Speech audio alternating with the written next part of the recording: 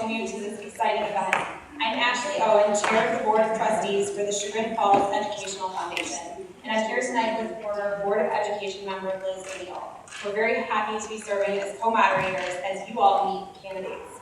Tonight you'll be hearing from 3 individuals who are running for 2 open board positions with the Chagrin Falls Board of Education. I want to take a moment to acknowledge the work of the Chagrin Falls Educational Foundation trustees. Referred to as the Ed Foundation for short, we're one of the support organizations which offers grants to the Chagrin Falls District for programming and projects not covered by their budget, and our endowment is funded entirely through the generosity of the community. Our mission is rooted in enhancing innovative learning for schools at every grade level, and we also aim to support the district's commitment to the level of excellence which makes Chagrin Falls schools a leader, not only in the eyes of the community, but in the state of Ohio, where Chagrin Falls has significantly exceeded state standards in every area and have entered their 2nd year of holding a 5-star rating in every category from the Ohio Department of Education. This level of excellence has not happened by accident. It's been due to the commitment and diligent work of parents, community members, teachers, district leadership, and most importantly, from the students. The sheer amount of dedication in this community continuously proves to be extraordinary. That's why it was no surprise that when I approached the Ed Foundation board with the opportunity to host this event, the response was not only a resounding yes, but the attitude was one of enthusiasm, knowing that we could offer support to the district in such a meaningful way.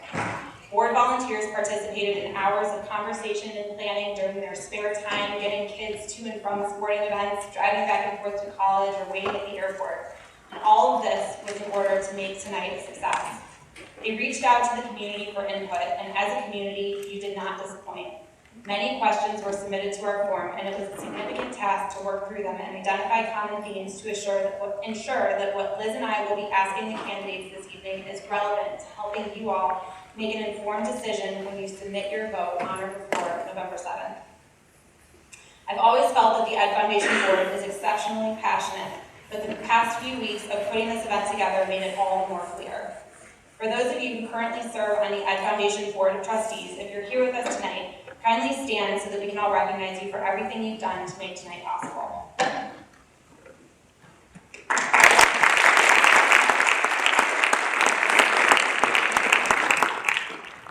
Tonight is about offering the community the chance to hear from these 3 candidates in an unbiased and impartial way. The format of this evening has already been discussed and agreed upon with the candidates, and Liz and I are asking for your support to help keep us on track. Each candidate will be answering the same set of questions, and in an effort to include as many questions as possible, we're asking for all of your assistance. We ask you as the audience for no interruptions, including applause, during and after each individual response. Holding all applause until the end will give us the ability to cover as much ground as we can during this time. Also, this is not a debate, but instead a space for these candidates to share their views on issues which have been identified as important to all of you. Candidates will not be offered time for rebuttals, so I'd encourage them to speak to all of you in the audience and not to each other.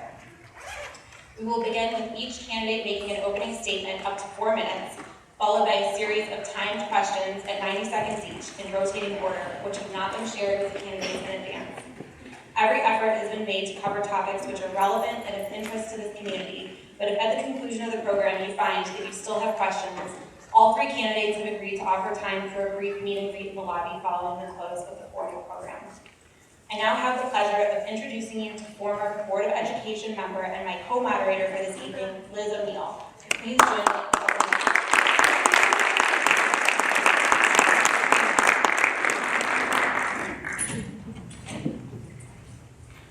Thank you, Ashley, and members of the Ed Foundation for inviting me to help moderate this forum. It's an honor and a privilege. Before I get started, I do want to acknowledge any current board members in the audience, and I also see some former board members. So if you would please stand. I know Catherine Garvey's here, Robert Schlepper, I understand Lauren Miller and Lori Bendel will be here too. So if you could please stand.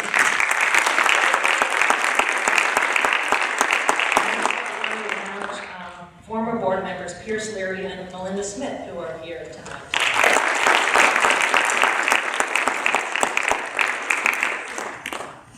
Am I missing anybody? That's always a challenge when you introduce people like that. As a former board member and having gone through a candidate forum such as this, I can assure you I much prefer asking the questions. I love my time on the board, which was from 2008 to 2012. We had a great administration and teaching and support staff who really cared about our families, students, and community. I know many of these employees are still here today, which is a great sign. I was asked to review the role of a board member. The Board of Education is made up of 5 members. Each member has 1 vote. The board has 3 major responsibilities: hire a superintendent, hire a treasurer, and set policy. Once a superintendent and treasurer are in place, the board works closely with them to establish and set policy, vision, and long-range goals, and are accountable to the voters for the physical health and educational excellence. School board members need to be strong district ambassadors to the community and work to build public support and understanding of public education. The role and function of board members often are misinterpreted by the public. It's a policy-making body, and members are the chief advisors to the superintendent on community attitudes. Board members don't manage the day-to-day operations of a school district. They see to it that the system is managed well by professional administrators. Board members don't evaluate staff other than the superintendent and treasurer. Here are some attributes of a good board member that I know I try to follow.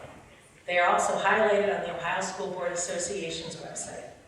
A board member is well acquainted with school policies, avoids administrative decisions or attempting to second-guess the administration, votes at all times in the best interest of the school district, is interested in obtaining facts, but also remembers that the administration is responsible for operating the schools and can't spend all its time making reports to an individual board member, is a good listener at board meetings, in the community, or anywhere else, especially the grocery store, but never commits the board or administration. Knows that the reputation of the entire school district is reflected in his or her behavior and attitude, and is able to support a decision when it is made. I hope that tonight you will gain some knowledge about each candidate's background, experience, motivations, and aspirations for the school district so that you'll be an educated voter. So like she said, each candidate will have up to 4 minutes for the opening statement. We're going to start in alphabetical order. So we'll start with Ms. Laura Hoy, then go to Mr. Sam Nichols, and finally Dr. Danielle Sabo. Then you can come on up to give your speech. Talk. Thank you.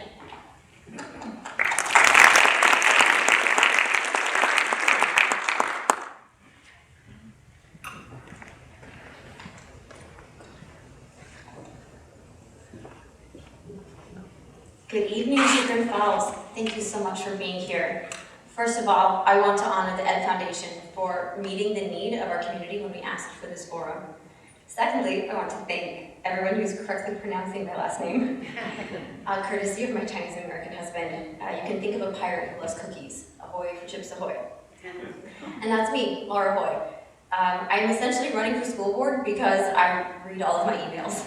All of the PTO updates, classroom teacher messages, info about school, plays, and sports, all of it. I read everything. And I developed this habit because I wanted to fully engage with my new community when we moved here 9 years ago.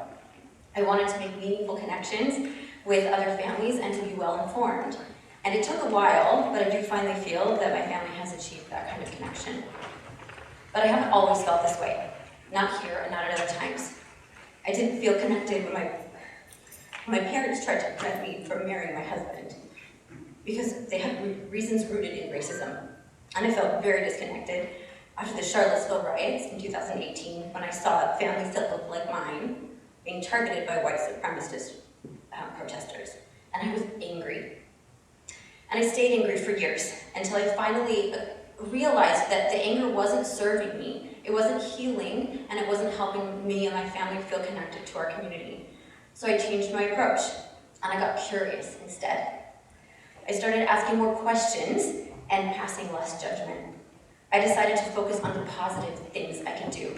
So I volunteered at the PTO, I tutored at Gurney, I even dusted off my teaching degree to be a substitute in our Chagrin classrooms. I also filled out every feedback request sent by the schools so that they could better understand my family's lived experience. And that resulted in an invitation to be on the Strategic Planning Leadership Committee for last year. My inquiry group, High Quality Learning, analyzed data and interviewed community members to understand how we can better help prepare our future graduates for an unknown society where the jobs that they will be fulfilling don't even exist yet. And what we found is that there's a bit of a disconnect between the potential and the actual performance of our students in several areas. Our students, for example, are incredibly capable, and they are asking for more chances to learn in ways that don't include rote memorization or busy work on a Chromebook. They're asking for more authentic connections between the activities in their classroom and the applications in their real life. Our students deserve to learn and grow every day. They deserve to thrive. And we can do that in our schools by helping them find creative ways to set themselves apart. We can focus on growth and believe that achievement will follow. We can empower our teachers and trust that their experience will result in innovative and inspiring instruction. We can enhance community partnerships and give students opportunities to solve real problems that they're dealing with in their world right now. And of course, we can improve communication between parents, teachers, administrators. And if we all can get curious and ask more questions and pass less judgment, that is how we will repair the trust and transparency that we need. Will we get it right? Of course not. There will be growing pains, but let's not get frustrated. Let's work together to be engaged, informed, and connected so that we're all part of the solution. And what about the emails? Don't worry, I will keep reading all of them so that you don't have to. And I will engage with you about everything and hope that when I get emails from alums saying, thank you for helping me stand out in the world because of my education in Sugar Falls schools. Thank you.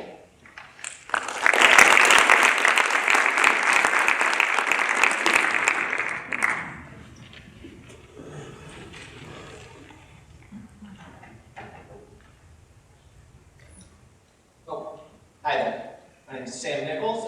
Thanks to the other candidates for coming out and all of you for coming out to listen to us speak, and especially thank you to the Chagrin Education Foundation for all the hard work in organizing this event.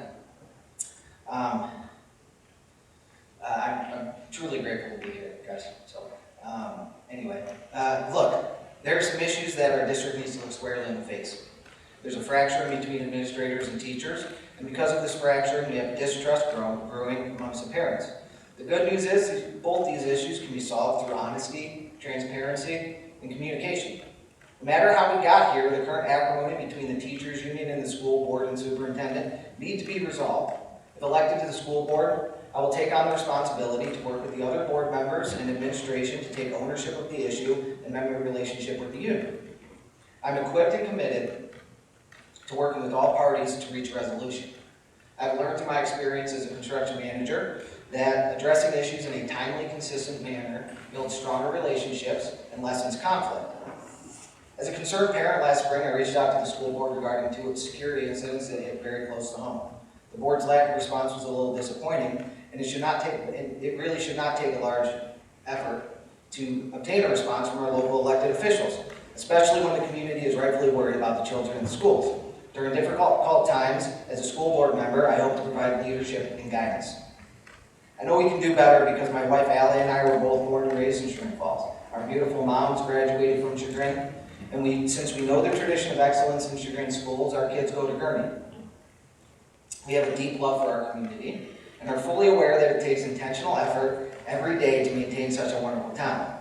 The school is the foundation of it all. But without great teachers, administrators, and school governors all headed in the same direction, the foundation can begin to crumble. Many of the teachers and coaches that taught Allie and I are still making a huge impact and help us become a 5-star school. So I'm not running as a revolutionary. I'm running to help sustain our school to meet the modern moment, but not get swept away by it.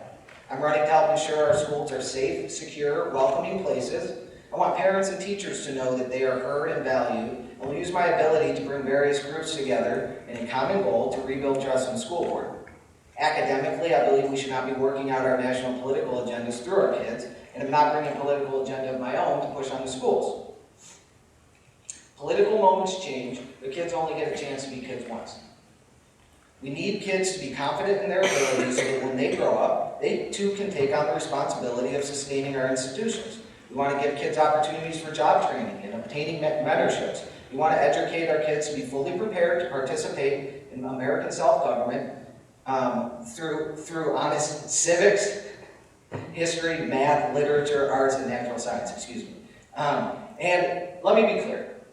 I do not believe in arming the teachers of Chagrin Falls with guns, but I do fiercely believe that we should be arming them with the knowledge that they are loved and supported by our community and administration.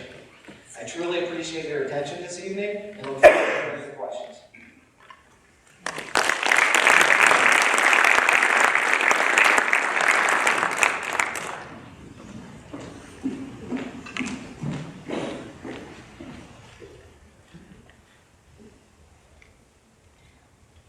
Good evening, everyone. I want to thank you all for being here and giving the candidates this platform to introduce ourselves. Can I also say, as a former theater person, being in the pack is absolutely filling my bucket right now. So my name is Danielle Sabo, but I typically introduce myself as Teddy's mom because that is the proudest title I bear, and it's also the inspiration for why I'm running in this election. When my son Teddy began school at Gurney Elementary in 2021, he was completely nonverbal. So I had never heard him say, "Mom," or "Hi," or "I love you." He had started in the neurodiverse only classroom with a full IEP team of speech pathologists, occupational therapists, and his angel of a teacher, Miss B.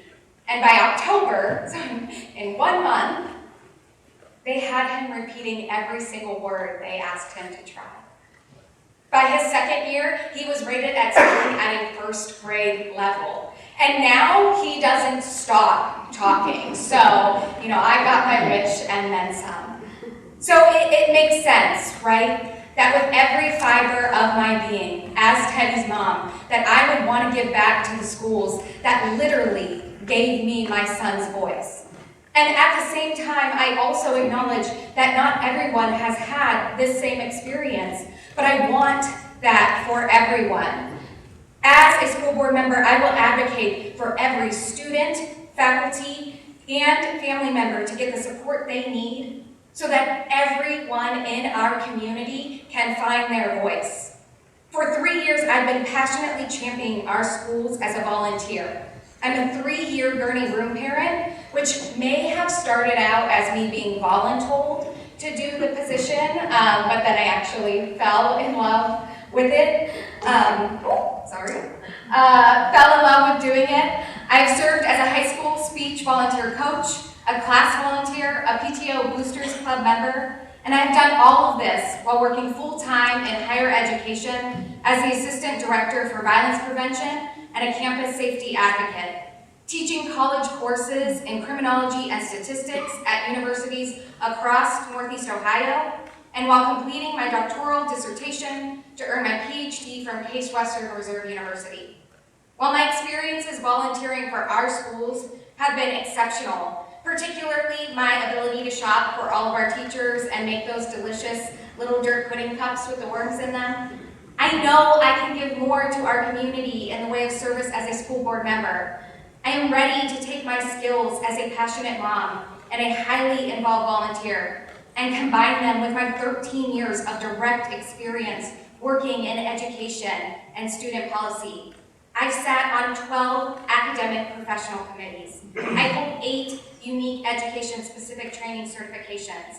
I'm a doctoral-trained statistician and mental health researcher, and I have experience in campus safety where I worked on Title IX investigations with police and campus general counsel.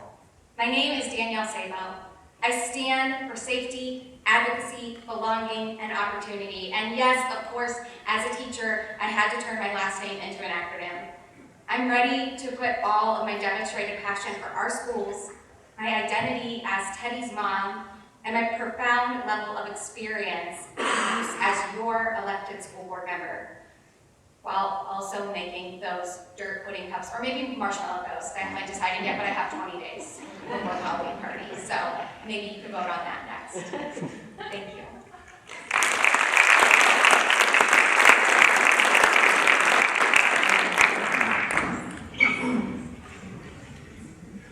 Okay, y'all ready? Ready. Okay, well, the first question, we're going to start with Sam.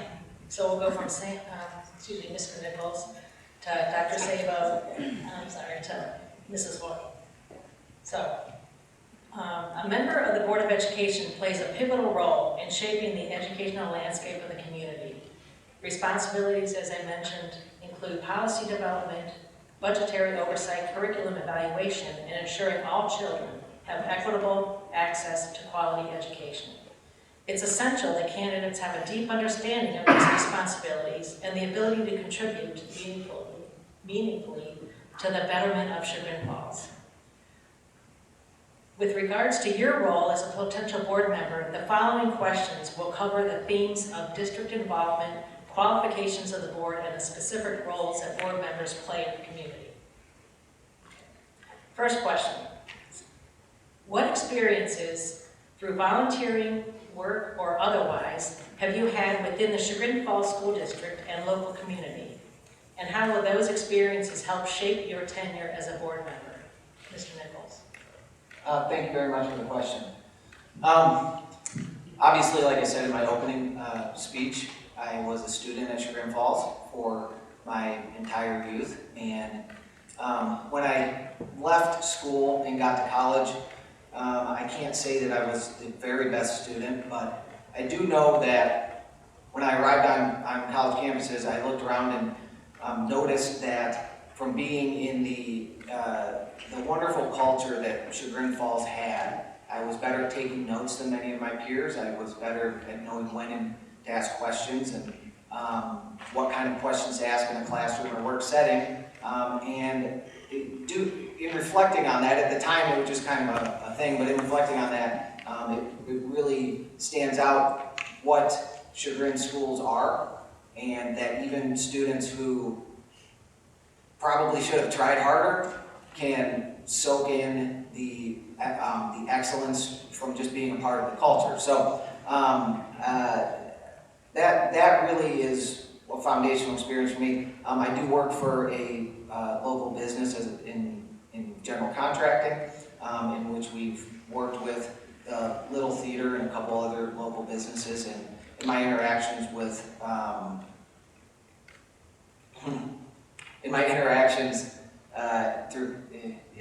I'm sorry, I lost it. Dr. Sabo? So as I mentioned in my opening speech, I have been a 3-year Gurney room parent. Since we've enrolled Teddy in our amazing schools, I've also been a class volunteer. I also read an email about our incredible high school speech and debate team and said, how do I get involved? So I emailed and said, can I come and help coach? So last year I got to have that incredible experience. Also got signed up to be part of the PTO and the boosters. So I've been passionately involved for the past 3 years, and while, campaigning, still doing all of that. Just ran a curriculum night, last week. Outside of my higher education degrees and my 13 years of teaching, I laid all of that out, all the experiences. For this role in particular, I've met with every single current school board member, the superintendent, the treasurer, as well as multiple former Chagrin Falls school board members, and school board members from around Ohio. I've gone door to door speaking with our community, engaged multiple hosted conversations with groups of parents, as well as started meeting with heads of each of our support organizations. I've been listening to teachers, sat down with them specifically about their concerns and needs. I've attended each school board regular meeting and every working session of the school board since filing. I've been studying our strategic plan, and I've made myself familiar with all of our curriculum and policies, so I am ready. Thank you. Ms. Hoy? Would you mind repeating the question, please? Sure. What experiences, through volunteering, work, or otherwise, have you had within the Chagrin Falls School District and local community? And how will those experiences help shape your tenure as a board? So when we first moved here, I was expecting my second child and spent time working mostly as a violin teacher.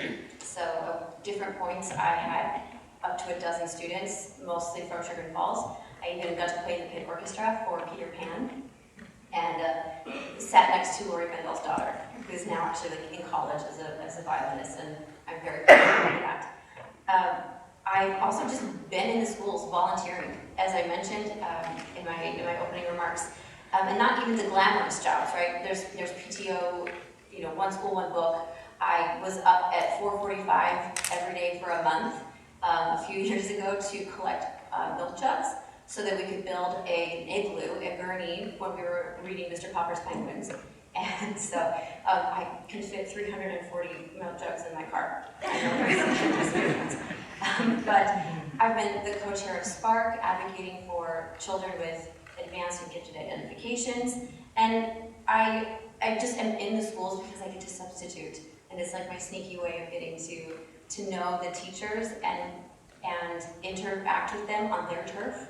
And I've heard multiple teachers say that they're so grateful when they see my name on the sub-plan list, because then they know that it's not a throwaway day, that their children will still get an excellent education, because I understand the curriculum and I understand the culture of our schools. And that is why I can help our schools. Thank you. Next question, we'll start with Dr. Sabo. What steps have you taken to become familiar with the many responsibilities of being a member of the Board of Education? And what insights have you gained from this process?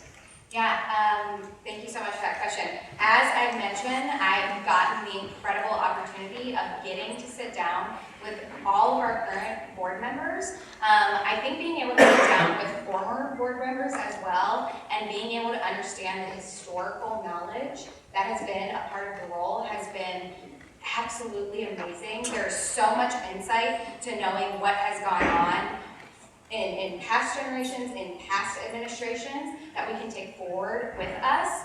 I've been coming to terms with what is going on at the education, at the state level, and all of those changes that are going to be happening right now as, two of the three of us are going to be taking office. There are going to be so many changes in terms of policy that we're going to have to put into place. So thinking about that now, while we're running, and becoming familiar with that now, so that we can really understand the role that we are stepping into.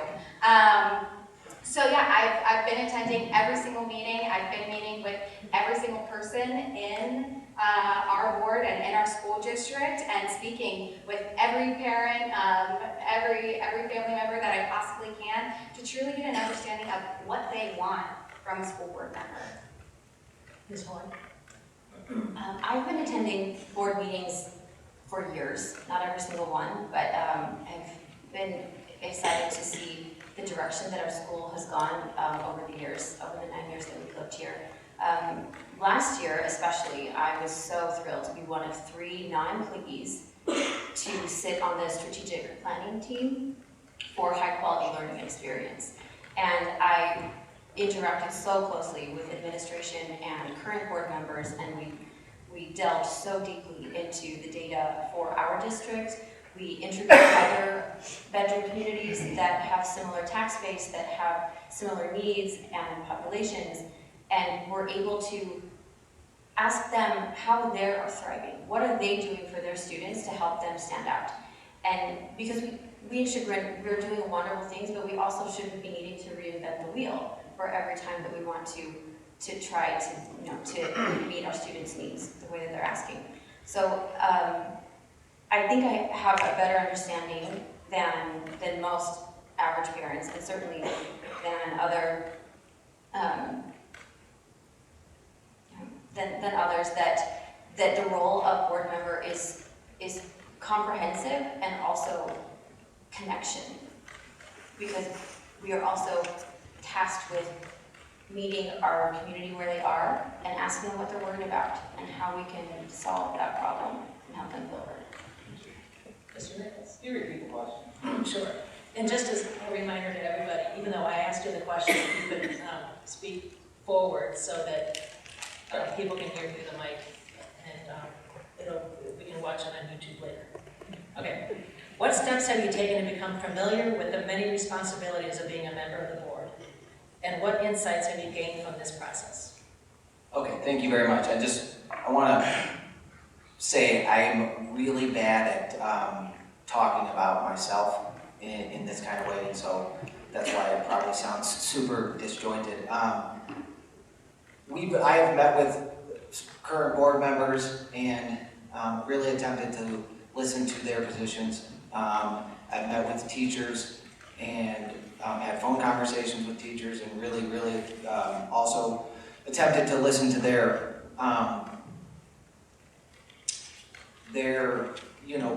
what issues are facing the district right now and how those issues are being handled, what we think we can do in the future, and how we think that the board's role in our community really should be. We have gone door to door. I've met with many parents. I've had coffees with very I've had coffee with tons of moms in the district, and I really think that the voice of the mothers in this district needs to be represented on the board. And while I'm not a mother, I'm married to a wonderful mother, and hopefully can capture what the people of this town want out of their school and communicate it through the board. Thank you. The next question will start with Dr. Gordon. As a prospective board member, what do you believe are your personal limitations and how you will approach this role, and how do you plan to address and overcome these challenges? That's such a good question. It's like the job interview where you're telling them all of your weaknesses and then you're supposed to turn it into a strength. To do just that, one of the things I have been warned against repeatedly, including several times today, is to not get too deep into the weeds when I talk with the community. Dr. Sabo and I have used this term a lot in our interactions, that I like to geek out. And sometimes I forget that not everybody else cares or actually wants to know all of the thought processes that I have about various topics relating to the board role, and especially when it comes to teachers and my personal interest, which is more early childhood education. So that is, I will work really hard to listen more than I speak. It will be a learning curve. But, and then where I would like to spend more time is getting to know some of the support organizations in sports and facilities. I was not a sports kid growing up. I was a music nerd through and through. I've tried to recognize that with my children. They are athletes and they are far surpassing me. So I recognize that there are parts of tradition that I am not familiar with yet, and I look forward to learning about that. Dr. Sabo? Yeah, again, amazing question, but it does feel like we're pointing out our flaws, maybe a little bit under a microscope. So I would say that when people have asked me where they think my blind spot is in this, I look at the fact that we kind of do have these three schools, right? And I say, I'm a Gurney mom. I have this preschooler who's been in this incredible program for 3 years.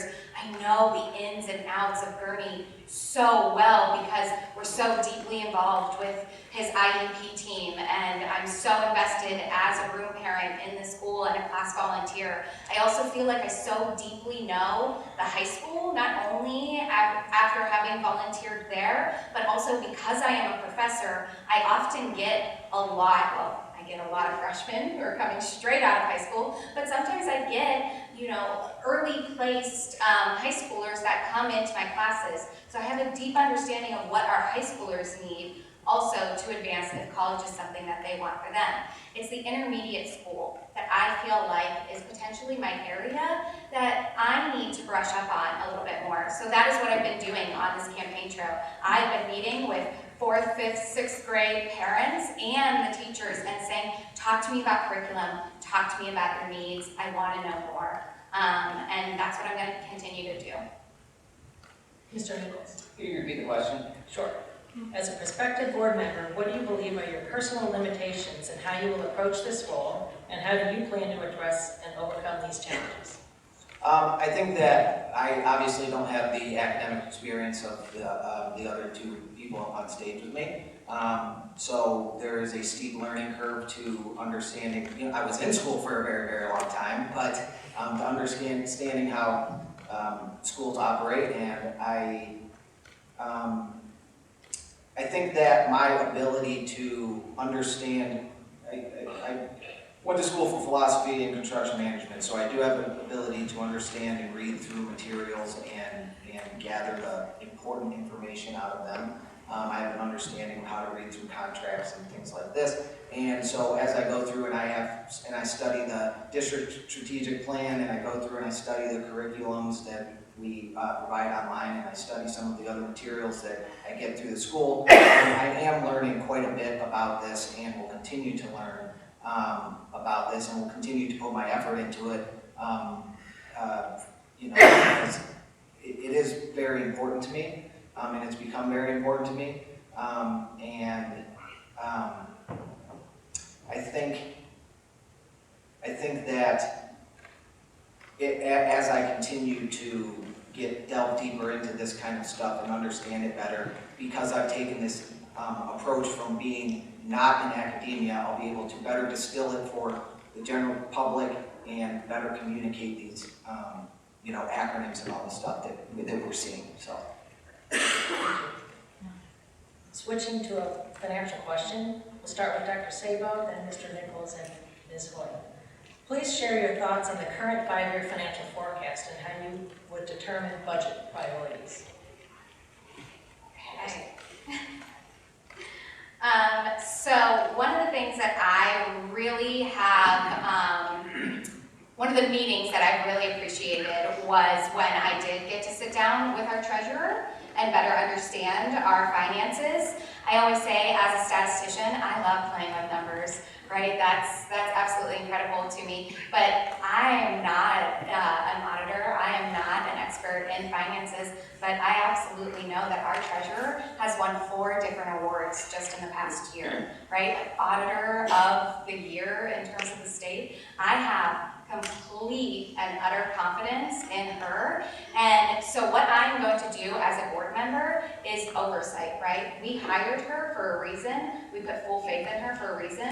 So when I'm looking at this 5-year plan, I'm going to ask her the hard questions. I'm going to say, are we budgeting what aligns with our strategic plan? Because we voted to put into place this strategic plan. Does everything that we are allocating that money for always tie back to our true north?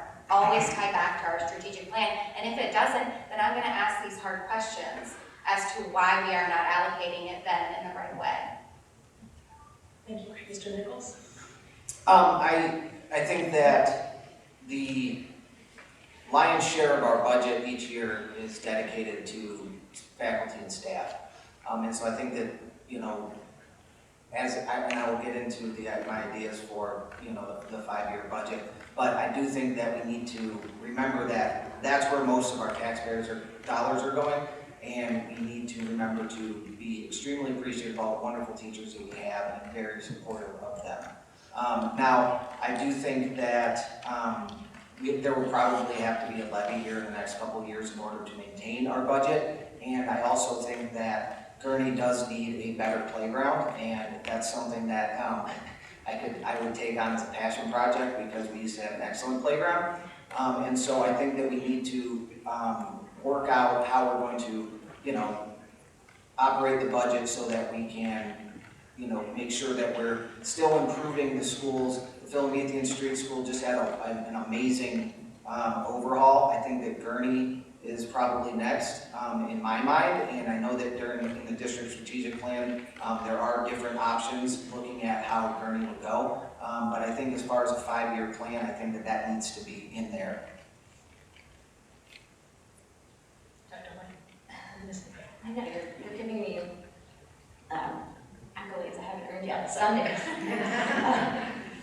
So as regarding the 5-year plan forecast, we know that there will always at some point be another levy. And I learned recently about one of the best ways that a board member can help bridge that feeling of concern, knowing that our district is so tied to the taxpayers. We don't have the kinds of business resources, tax base that Sullivan or Orange or other near competitors do. So I learned that that a board member's job is to be thinking 5 years ahead, 10 years ahead, and be already imagining how they can be messaging the needs of our district well ahead, well in advance, so that when the time comes for you to be voting for that on your November ballot, it doesn't feel like a surprise. And that comes to the communication piece that we're working towards. And again, as Mr. Nichols said, 85% of our budget in the school goes to teachers and support staff and their benefits. And so if we're investing in our teachers, if we're giving them the kinds of professional development that they need to help our students the most, then that will be to our benefit financially. The top 3 will be school partnerships, and then quality facilities. I've heard about high school lately, and then of course college and career readiness. Thank you. The last question before we move on to Ashley's questions. We'll start with Mr. Nichols, then Ms. Hoy, and Dr. Sabo. Please share an instance from a previous experience in which you collaborated with an individual holding a divergent viewpoint from your own, and how you navigated and resolved any differences in that particular scenario. Mr. Nichols. I work in construction. This happens to me almost every single day, where I have divergent viewpoints. I find that oftentimes the work ahead of time when you're meeting with people, or when you have the opportunity to build a relationship, you need to be able to build that strong foundation so that when you come to the table with a disagreement, they understand that you're coming in good faith. If you don't have that opportunity, you need to be able to present the very best case of the facts and the truth as you know it, and you need to be willing to say, well, I don't know the answer to that, and not try to bulldoze other people. I think a perfect example of this very recently was a conversation I had with Laura. We sat down for coffee. We have some different political beliefs, and I think that we had a great conversation, and a lot of it for me was listening to what she had to say, and not necessarily thinking, oh, I need to counter this, but just hopefully going with the flow of the conversation, so that at the end we could walk away saying, we may still not agree, but at least I see where somebody who thinks different than me has value, and somebody who thinks different from me, and kind of where they're coming from, so that we can help hopefully, build on that and remain friends regardless of what happens. So thank you very much for the question. Ms. Boyd? I feel like the question is how the diverging viewpoint. Okay, good. Yes. I feel like that was my entire strategic planning experience. And so a dear friend, who I now call a dear friend, she doesn't live here anymore, she moved, so I feel like I can safely give her a shout out to Sherry Gravely. She was on my strategic planning team, and I might as well do all the shout outs. Carl Marsh was also on that team, so Carl, his approach to life, especially online, and I was a little worried. But in the end, we spent so much time working together. Sherry and I probably see eye to eye on less than 30% maybe of our general views, but by the end, our relationship is so strong because we recognized that what united us was so much greater than what divided us, when we both had the goal of the high quality learning experience of our students in this district.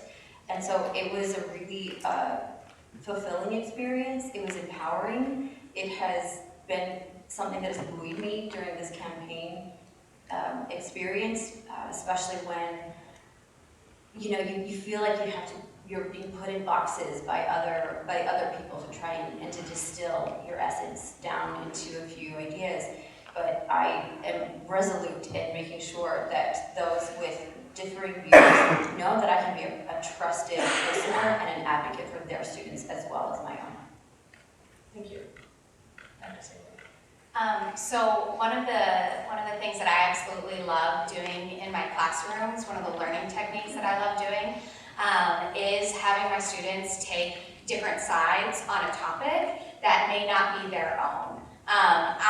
Whenever anyone enrolls in my class, they're going to immediately know that I hate tests. I'm not good at taking tests. I don't like memorizing material and then you have to, fill in a bubble and then you walk out the door and you're going to immediately get rid of that information out of your head, right? I want you to come into my class and I want you to take away an experience that you're going to take into the world and it's going to make you a better human being at the end of the day. So last semester when I was teaching at Baldwin Wallace's campus in their criminology department, I had my students on a topic about women's rights, right? Like while a really contentious topic was going on, that I knew these students had a range of views. I counted them off. 1, 2, 1, 2, 1, 2. It didn't matter what your view was in the room. This side on the ones was going to talk about this. This side on the twos was going to talk about this. And then they had to work as a team to come up with the best arguments for each side. And then they had to present those as a team. Afterward, we got to journal about it and reflect on what that moment was like to be able to take another viewpoint and perspective. That's what I want to be able to do and give as a board member, is these shared perspectives and find meaning together. Thank you. Ashley.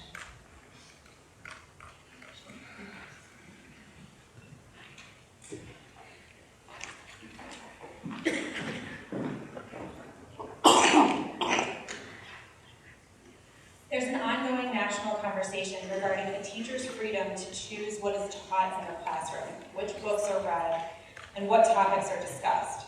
In addition, a major priority for all communities is to create safe places for students and teachers to learn and engage, both from a security perspective and also with regards to creating a supportive environment for every child and educator. The next set of questions will speak to these topics. So for the next one, we will start with Ms. Hoy, then Mr. Nichols, and then Dr. Sabo. The mission of the Chagrin Falls School District is to, quote, provide an educational experience empowering students to maximize their potential. As a board member, how would you work to prioritize the unique and individual needs of each student in the district so that all students are able to maximize their potential? Ms. Hoy. Well, just to be a little nitpicky, we have now adopted a strategic plan that now has a different mission statement, which is to help every student grow and thrive, or inspire all to grow and thrive, excuse me. And it's the same, but I spent a lot of time on that, so I'm really proud of it. And to that end, what was so special about that experience and where I felt like I really had found the right place to make a difference in our schools was when we were discussing books like The End of Average. Everyone should write that down and do their homework and read it, or watch the TED Talk. Because it talks about, instead of having this portrait of a Chagrin graduate, which was a previous way of discussing, portraying our schools, it talks about having a jacket profile or a learner profile, where our strengths over here and our weaknesses over here don't cancel themselves out. They make each of us a complex and unique human being. And so part of the strategic plan and what I see already happening in our schools, if you go to Gurney, in the hallway by the library, right now there's a display that has all of the teachers and what they call their learning styles. I learn best when. I struggle when. I am most successful when. And this is going to be included in our curriculum so that our students are empowered to ask for themselves and advocate what they need to be the best version of themselves. Mr. Nichols. Thank you for the question. I think that fundamentally the first step in this is making sure that the teachers are supported and making sure that we can get to the business of teaching and for the kids to get to the business of educating. I think that the district has taken some appropriate steps with relationships to that have made the the families and teachers in the district much more comfortable with this. I think also that allowing our children to be taught honestly and allowing our children to be taught with age-appropriate materials for their age is of extreme importance. And I mean, to be clear, I think that in reviewing through the curriculum and everything like that, on paper it seems like Chagrin is doing a nice job with that. I truly, again, don't come from an academic background, but do see the value in having all the wonderful teachers that we have here and all the great faculty members who are all working towards a common goal. So, thank you. Dr. Sabo. Okay, so this is where I'm getting really excited because as a teacher, I really want to advocate for our teachers. There is a difference between curriculum and instruction. So curriculum is something that we're required to do by the state, and our teachers are doing that incredibly well. I mean, y'all read the report cards, right? You see how high ranking we are. Our teachers are incredible, but something that they are not getting to do to their very best is instruction. They are not getting to show their individual personalities in the classroom. They are not being able to shine in every single direction and necessarily teach to every learning style that our children would benefit from. There are 87 different learning styles that kids can learn. Like 87. I'm not saying that our teachers need to, go to 87 different learning styles, but if they were allowed to have more agency and choice in their instruction, they would be able to reach so many more kids in different creative and unique ways. So I want to be able to do that so that our kids are not feeling like they have to fit in to a certain model of success, but rather they can really belong in our schools. They can find belonging and that their teachers can help them through that while also experiencing incredible benefits at the same time. The next question, we'll ask Mr. Nichols to answer first, then Dr. Sabo, then Ms. Boyd. How do you envision balancing the Board of Education's role to ensure that curriculum standards are met with the teacher's professional freedom in shaping their classroom content? I think that obviously we have laws that govern the curriculum standard, and I do believe that in Chagrin we're uniquely positioned to allow teachers to have that freedom. But we also have to remember that we need to make sure that we're clearly communicating what the teachers are doing, so that the parents can have the opportunity to be engaged with their child's education as well. So on one hand, we say, yes, absolutely, the teachers in this district should have the freedom to teach the way that they think and instruct the way that they think, and because we have excellent personnel. But on the other hand, we have to make sure that we're communicating all of those unique idiosyncrasies from the classroom, which to the parents, because the parents, again, each parents who are engaged with their kids' education allow the kids to do better. And so I think that if we as a school board can be supporting teachers in their ability to teach in their own unique fashion while still meeting the state standards, and in some cases, just doing just the bare minimum of what the state asks us to, because again, we're uniquely positioned to to have the freedom to do what is best for our classrooms and for our families and for our students. Thank you. Dr. Sabo. So with the huge shift last week and kind of like the takeover of our State Board of Education, I think we're going to be seeing a lot of things happening to curriculum changes that are going to trickle down and affect change in our classrooms. So I definitely want to make sure that our teachers are feeling supported when these curriculum changes are going to occur. So I'm looking ahead at some of these professional growth opportunities that I want to make sure we are selecting for our teachers, while at the same time making sure that they line up with their passions, right? I don't want our teachers to be in these professional development days that aren't speaking to maybe their dream class that they want to teach, or something that is really going to help their CV or going to help in the instructional style that they've been looking at. So I want to give back back to our teachers. I want to make sure that they are no longer having to quiet their light anymore, that they are no longer feeling like they aren't the experts in the classroom, that they haven't gone to school for this. Of course, as a parent, myself, I always feel comfortable going to my teacher whenever I have a concern and having a constructive conversation.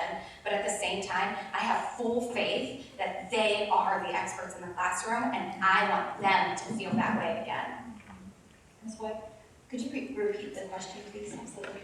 How do you envision balancing the Board of Education's role to ensure that curriculum standards are met with the teacher's professional freedom in shaping their classroom content?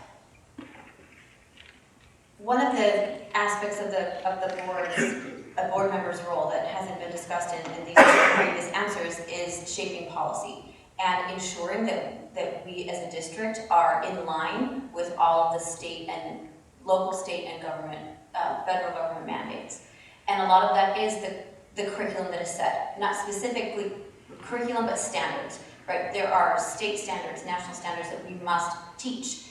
And Sam alluded to this, that we are uniquely positioned, having already met such high marks, that we have a little bit more creative license, which I am so happy about. To that end, though, hiring the right, or empowering the superintendent, because we don't do hiring outside of her, hiring the people that will help her guide the district will be a huge part of empowering the teachers as well.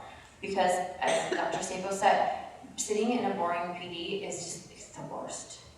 And top-down professional development doesn't serve our needs. It doesn't serve the needs of our teachers. It doesn't actually really help our students necessarily either, because it's a one-off and then you don't know if it's even going to work in your own classroom. So workshop models I envision and have talked with teachers, and that is what they're looking for. And also having the support staff like building subs, so that when they go to those professional developments, that they know that their students are taken care of. Next question will be offered first to Dr. Sabo, then Ms. Hoy, then Mr. Nichols. What is your understanding of social-emotional learning? How do you think it is being taught in our schools? And what might it affect, and in what ways might it affect the development of children as engaged learners? Yeah, thank you so much for the question. I'm a room parent, as I've mentioned multiple times, for my son's preschool, and last week I got to volunteer at curriculum night, where I got to hear exactly how our SEL curriculum CARES is being implemented into math, language, physical education, and arts curriculum seamlessly. In speaking with Dr. Rachel Jones, who is the principal at Gurney, she explained that all of these learning objectives are already something that naturally fit into our curriculum. So these aren't like an extra class. These are just something that are into our core curriculum already. They are learning goals. I also learned that these objectives are actually something that we've been doing for 30 years. So we used to call them Tiger Pride 30 years ago, before the state came down and required it through curriculum, and we called it CARES. Pride stood for, positivity, empathy, dedication, all of these different words. So Gurney was actually ahead of the curve before the state said, now you have to do SEL. We have been doing it forever. So this is actually a very strong tradition at Gurney. How we see it in practice in our classrooms is that it naturally happens in our curriculum. So, where we're looking at assertiveness as a natural objective when we're working on STEM challenges, that's an SEL in our curriculum. And I think that just makes better humans. Ms. Hoy. I was in a meeting yesterday and was speaking with a parent, and they were expressing a concern, a hypothetical question about a middle schooler who was struggling and was making bad choices and making threatening kinds of advances. And the reason I bring that up is because if we're expecting our middle schoolers and high schoolers to deal with increasing pressure from their academic experiences, from college readiness, from career readiness, and to be, to have this shiny package that they have to present to the world, we need to give them the tools, starting in what we say in tier 1. All instruction, all students are receiving the kinds of empowering scripts, almost like the mental thought processes that will help them be prepared for that moment. You don't get ready for a hurricane when you see the first raindrop, right? You start doing that when you see the forecast. So if we're dealing with it in middle school, that means that it needs to be in Gurney. Because here's what it is. Our students need to feel emotionally safe enough to retain information. If they are, we'll call it flooded, or if they're in a stressful situation, scientifically, they're not able to learn as well than if they were in a state of safety. And all the kinds of safety we're talking about, I'm sure will come up. But I see it in my second grader's classroom. He's been given tools so that when he has a conflict with his 10-year-old sister, he's using those kinds of scripts that help him and engage and, what's the word I'm thinking of, advocate for himself. And that's how we get successful graduates, starting in early grades. Mr. Nichols. Thank you for the question. One question that I would have is, if we're doing this already, why do we need Castle and why do we need Panorama in order to track and, I guess, disseminate somehow the emotional and social well-being of our children? The Panorama program provides surveying for our kids. And again, if the teachers of Chagrin Falls are doing this already, which I believe they're fully equipped to be managing their classrooms and helping kids understand their social and emotional development, why are we tracking it? Who sees the tracking data? And at what point is Panorama going to become a bigger part of this? I think that when we go and we say the word social and emotional learning, we think, okay, this is a good thing, and I do think it's a good thing.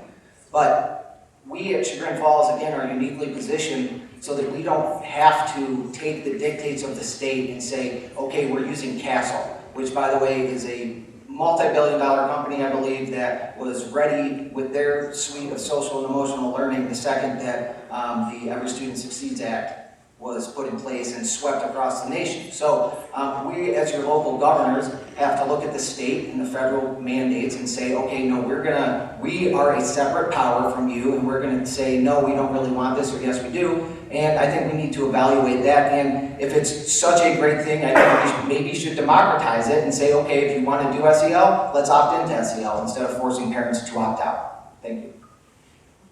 Next question will be offered first to Ms. Boyd, then Dr. Sabo, then Mr. Nichols. Through the process of collecting questions for this forum, the topic of bullying was raised from multiple stakeholders. How would you address bullying, and how would you protect the most vulnerable children? Ms. Boyd. My heart goes out to any student, any teacher that feels that they are being bullied. Because bullying doesn't only happen to the students. It happens in any variety of ways. I hope that our social emotional learning can equip the students with the kind of foundational tools that they can go to the people that they trust. In our strategic planning process, we found that even in the highest quality academics, students only thrived when they knew that there was at least one adult in the building that they could trust with anything. And of course, we are, as a public school institution, our job is to support the home environment as much as possible. We have new, the words are escaping. We have new counselors at the intermediate school, for example.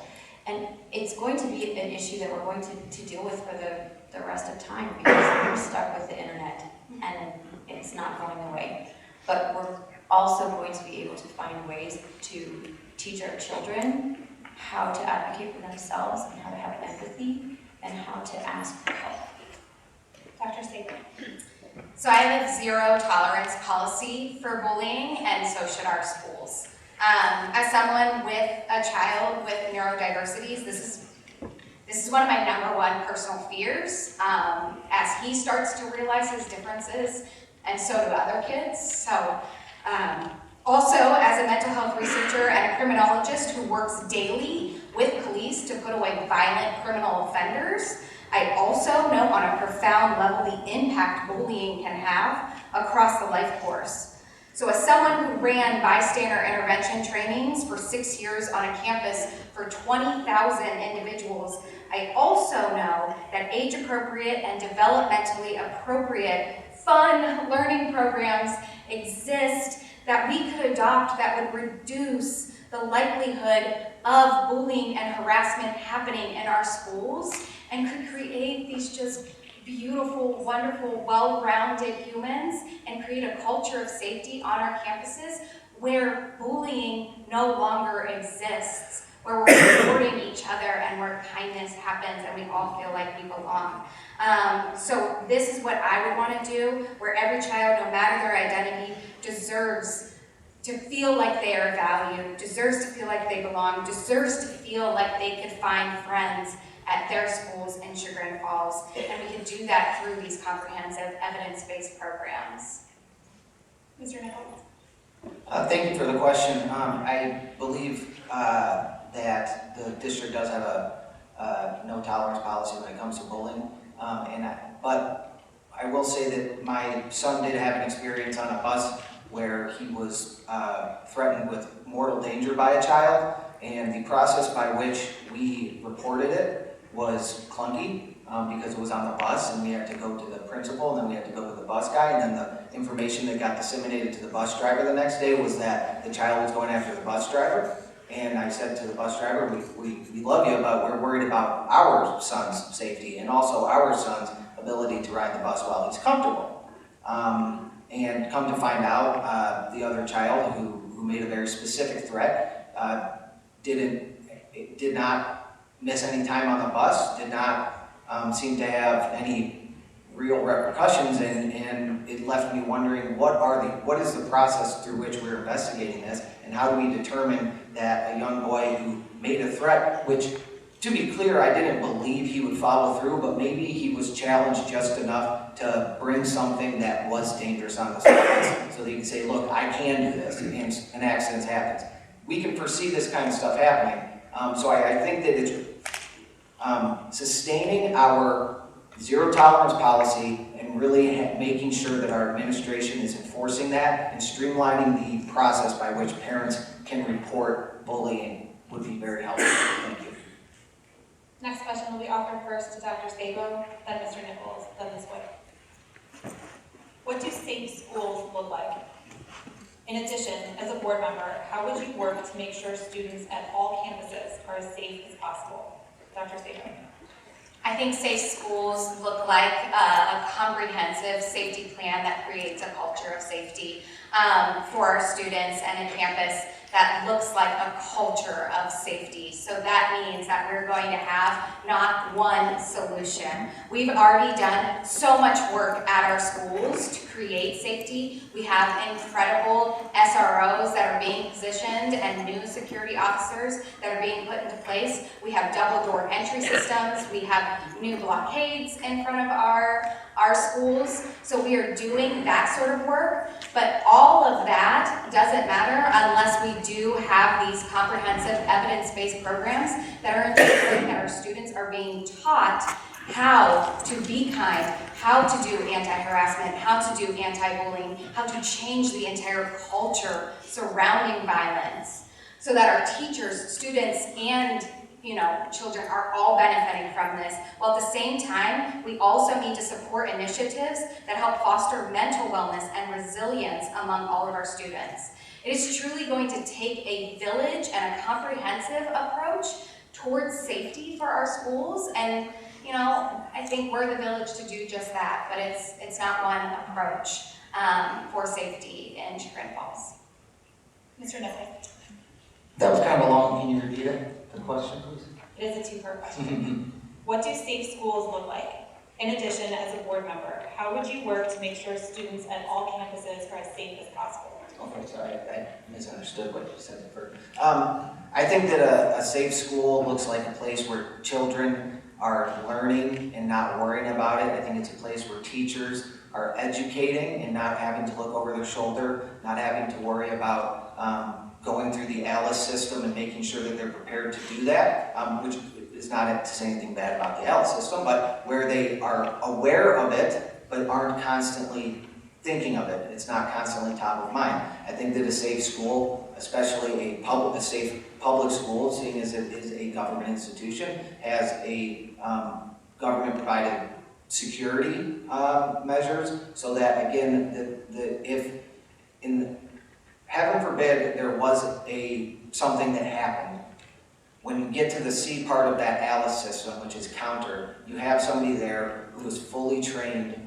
and fully able to neutralize whatever threat might be there. It's not a pretty or lovely thing to think about, but that is the reality of what a safe school looks like today.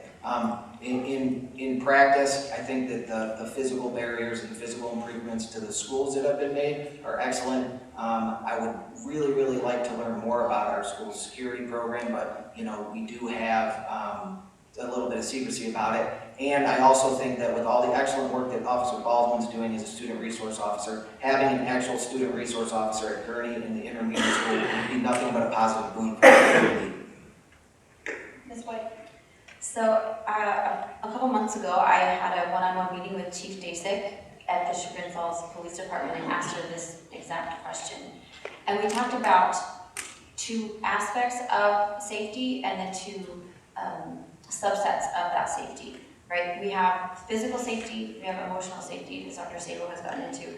Within both of those, we have both preventative measures and responsive measures. So when it comes to physical safety, the barriers are an example. Watching Gurney get the whole facelift in the front, which was more fun to decorate for one school and vote before, but I totally understand the priorities.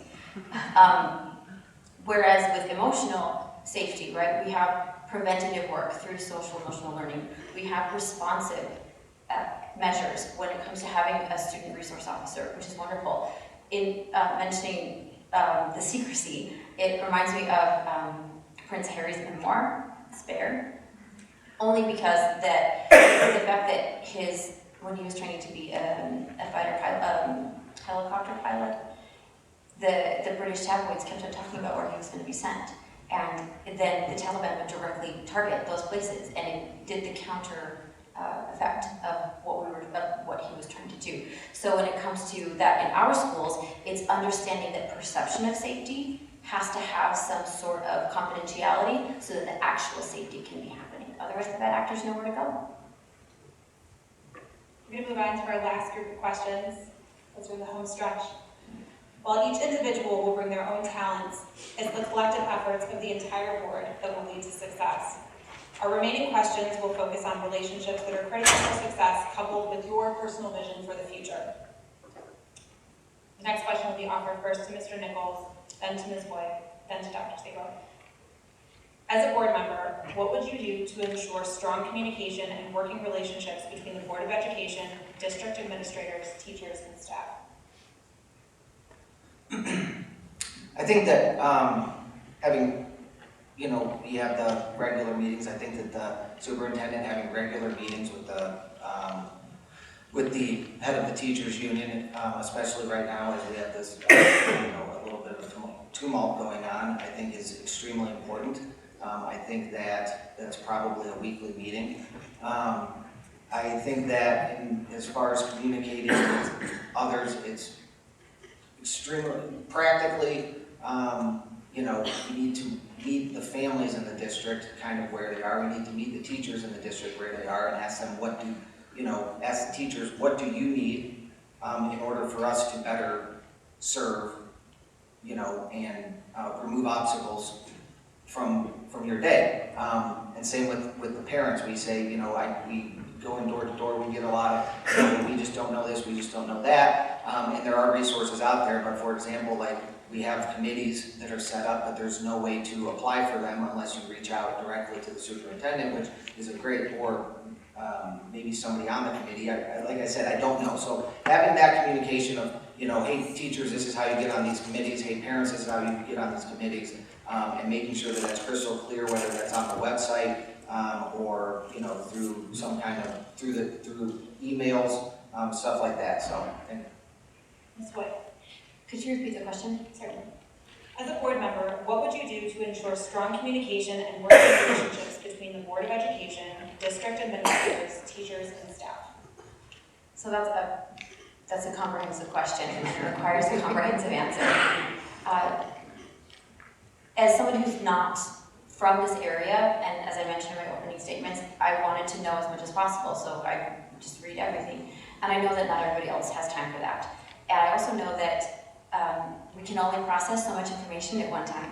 So I would love to work with our communications reps, our support organizations, to find ways to give the right amount of information disseminated in the right intervals, so that we don't wait until something is a problem to know that something is being done. Every time I've sat down with Dr. Menzarski, I have appreciated that when I ask a question about something like the councils that Sam mentioned, she has already started working through it and is, anywhere between 80 and 95% of the way there. So we're trying to put in the process of having a comprehensive way of communicating our needs and receiving feedback in a way that can be used to improve our schools in the future. In the strategic plan, one of the most interesting things we found in some of the most successful schools in the state were tailored, regular requests for feedback in the ways that strategic planning did, where then that feedback was analyzed and used as a marker for improvement. And when that is a culture, then we will feel comfortable and ready to give the kinds of communicative help that will wrap it up. Okay. Dr. Sabo. So I think the job of board members is to support our teachers with all the tools and resources they need to continue to be excellent in the classroom, feel that they are trusted experts, and have agency. Our job is also to support our administrators, hire the most qualified people into those positions, and then trust and empower them to do their jobs while at the same time holding them accountable for results. So at the end of the day, as an educator myself, and as someone who's also been a staff member, I have held both of these positions. I know what it's like to be on either side of the table. I also know that on either side of the table, both parties care about kids. And that's what each of these conversations need to come down to, is what are we doing to be better for the children, to be better for our students. So I want to, as a board member, continue to focus conversations on what we can do to provide agency, professional development, and safety for all. If we can find value and meaning in those conversations, then I think that everyone can effectively move forward. So I would love to take my abilities with conflict negotiation strategies that I've been trained in to help really improve these conversations and see that they move forward. This is the final question before we move to closing statements. Will be answered first by Ms. Boyd, then Mr. Nichols, then Dr. Sabo. What are the top priorities you would like to accomplish during your time in office? And how will you know you were successful in achieving those priorities? Ms. Boyd.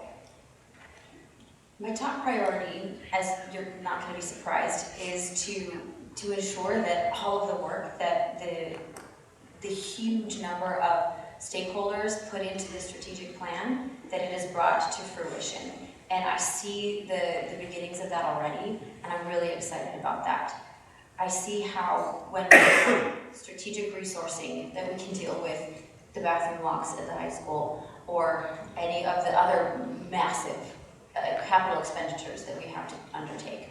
I see when we have student and staff wellness that we can do a better job of bridging emotional issues in a way that will help our teachers feel empowered and our students feel ready to learn. I appreciate that we have high quality learning initiatives that are going to help our students stand out. And I appreciate that in all of that, communication is the key. I will know that I'm successful when we don't need another strategic plan for a long time. Ideally, if and when I'm elected and then re-elected, just like the mentors of the women that have been serving us for the last 8 years, when I am in their shoes in 8 years, and we haven't had to have another strategic plan because it is working, because it is meant to be organic, and we are seeing that growth and our students thrive, then I will know that we have succeeded. Mr. Nichols? Thank you. The first order of business is going to be, again, repairing, and I sound like a broken record, but it's repairing the relationship between the administration and the teachers union. I mean, we cannot continue to, push this off. Like I said in my opening, timely, consistent effort and timely, consistent communication does build strong relationships. I know this from experience. The second thing that I think I would hope to do during my tenure is truly evaluate the social and emotional learning programs that we have, and say, okay, is Panorama an appropriate tool that we're using in the district? Do all of the parents fully understand what Panorama is, what the company is, and what kind of surveys they offer, and making sure that they don't get into some of the more suspicious surveys that I believe that they do offer, that segregate children by race and track them by their emotions, through that kind of stuff. Looking at Castle and making the same evaluation, is this what is best for our district? And allowing the parents to have a full understanding of that. And then I lost the third thing, but I mean the third thing is truly, like I said earlier, would be to get a better playground at Gurney. I mean, I do think that we can do a lot better as a district there. So thank you. Dr. Sabo? After speaking with countless teachers, family members, the one thing, or I guess it's two, you can couple them together, the two things that I keep hearing that keep coming up countless times on this campaign trail over and over again, and I know they're concerns of mine, are safety and mental health. Right, when I have teachers consistently talking to me about how they don't feel safe in their classrooms, that they don't feel like they have a voice in their classrooms, that they feel stressed consistently or safe in terms of a teacher sharing with me one of the first conversations that I had when I started the campaign trail, that she couldn't prep her classroom because she was watching YouTube videos on how to tie off a tourniquet in case her child got, like a student in the class got shot. That should never have to be something that our teachers are having to be concerned about. That should never have to be something that our parents should be concerned about when sending their children to our schools. I will know as a criminologist and a mental health researcher that I have done my job as a school board member when those are no longer issues that our teachers, our students, and our parents are not coming to me and talking about anymore. That we can focus on being these high education, high achieving, just successful, wonderful schools, and we can take that off the plate. Each of you will now be invited to the podium to make your closing statement. As part of that, please consider including something that was not covered tonight that you wish we had asked you. Each closing statement will be timed at 3 minutes. Mr. Nichols will go first, then Dr. Sabo, then Ms. Wood. Mr. Nichols.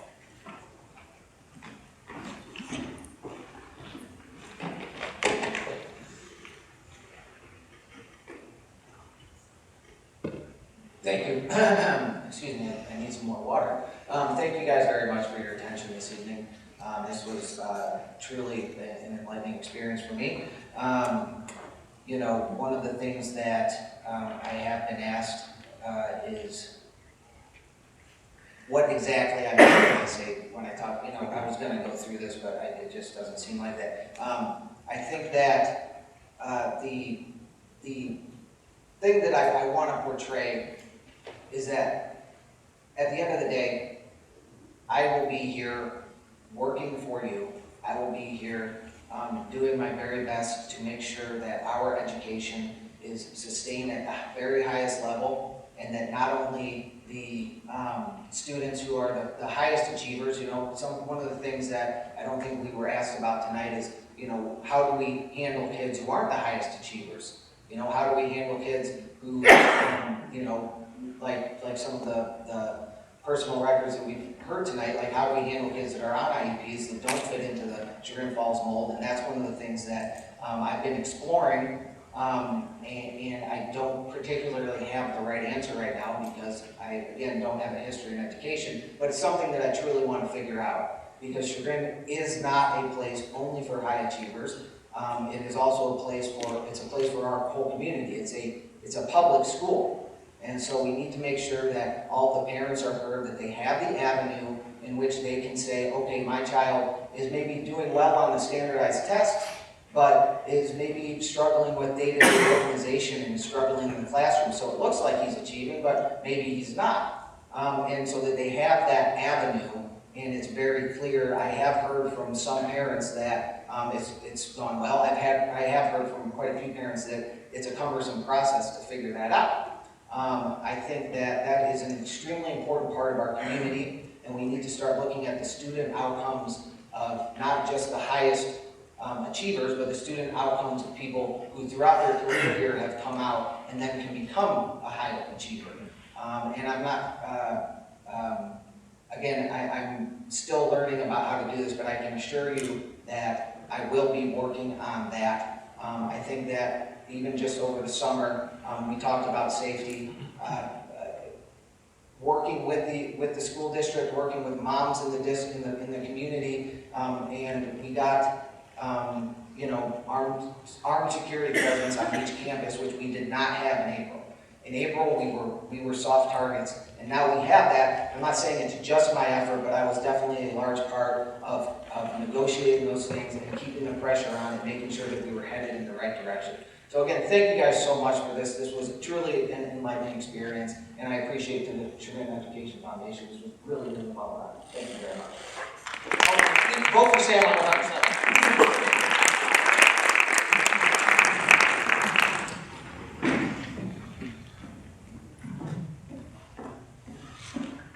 Hoping not to fall off the platform this time. Thanks, I brought it up for me. Okay, so for the past 3 years, because of my son's sensory sensitivity issues, we as a family haven't been able to go to a restaurant, actually.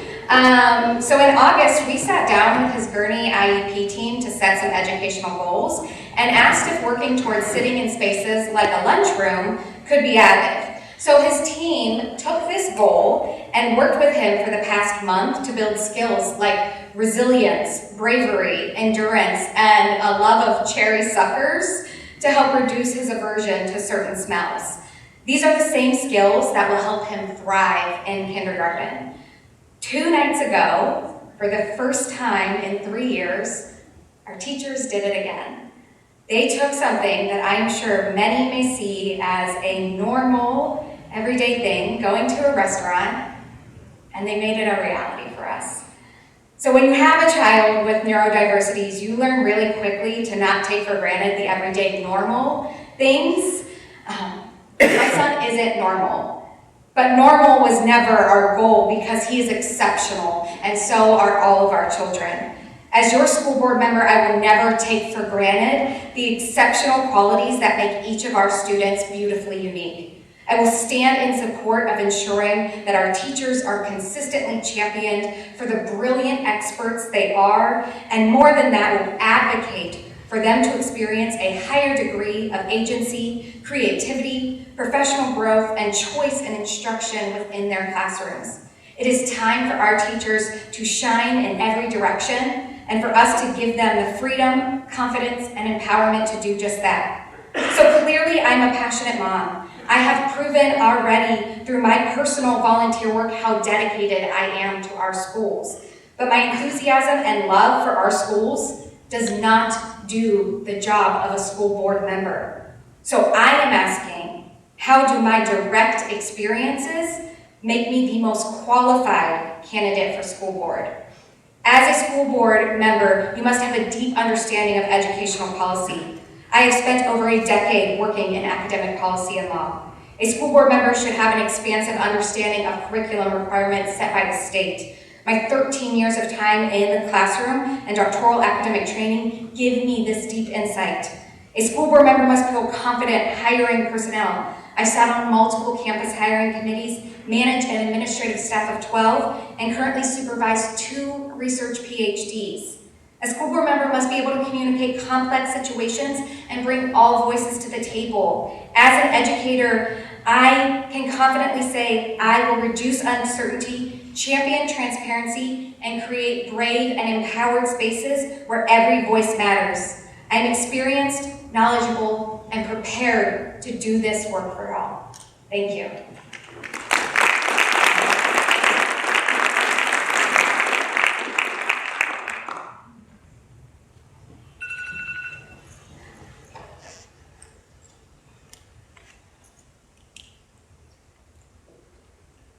Thank you again to the moderators and the Educational Foundation for allowing us to share our ideas with the community, and I hope that you feel that you've all got to know us a little better today. I want to point out how incredibly fortunate we are as a community to care so deeply about our children's education that you are here tonight, that we have this kind of forum and this opportunity to discuss the ideas that are important to us. We are so blessed to have individuals like Sam and Danielle who are willing to put themselves out there and ask us to determine their fate by voting, all because they want to serve the community.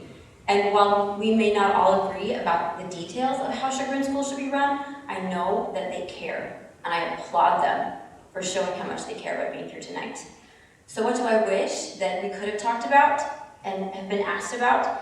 For me, it would have been about being in the classrooms. I have the unique perspective of the three of us tonight that I get to be in the classrooms of an average Chagrin Falls working school day. And we are getting down to the business of learning and growing. Of course, there are the special days, the room parent days, the Gurney, one school, one book, the birthday parties, all of those things, and those are wonderful, but I'm seeing the time slice of what it looks like mid-project when our students are working together and they're solving problems and they are growing and thriving together. So don't you wish that you could know what happened in the higher grades too? And I have got to see that, and that is why I know that I can use that perspective as a school board member. When I'm a guest teacher for your children, whether it's in 8th grade Spanish, 6th grade math, or 4th grade ELA, I'm helping these students engage in productive struggle and seeing the support staff and all of the moving parts, the specialists that are working to meet our students' needs. And overall, I think we're doing a fantastic job, which is evident in all of our recent awards, right? The 5 stars, the national accolades, those are incredible things. And so my request to you is this. Can we please view those high rankings as a floor and not a ceiling, as a place to start from and not arrive? Can we please not bask in the light of our 5 stars for too long? Let's use this as an opportunity to evaluate where we can meet the students that still feel like they're being missed. So I know that Chagrin Falls is an incredibly safe and nurturing place to raise a family and a wonderful place to call home. And I thank you for welcoming me and my family into your homes and to your safe spaces and into your schools.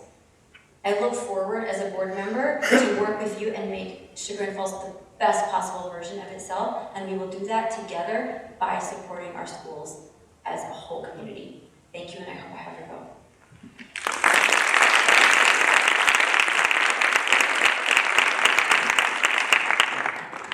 There are several people to thank for making tonight possible. Liz O'Neill, thank you for agreeing to co-moderate with me.